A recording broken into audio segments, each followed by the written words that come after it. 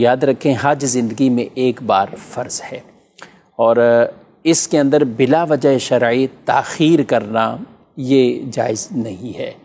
جب فرض ہے تو علی الفور ہے، یعنی فوری جانا۔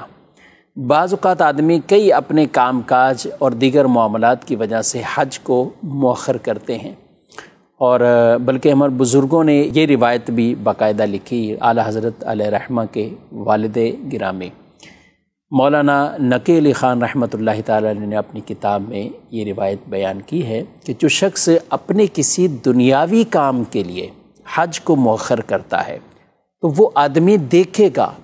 حاجی حج کر کے واپسی آ چکے ہیں اور اس کا کام وہیں کا وہیں پڑا ہوا ہے، اس کا کام وہیں پڑا، یعنی کہ وہ کام بھی اٹکا ہوا ہے گویا کہ، اور حاجی حج کر کے بھی واپسی آ چکے۔ تو پہلی فرصت میں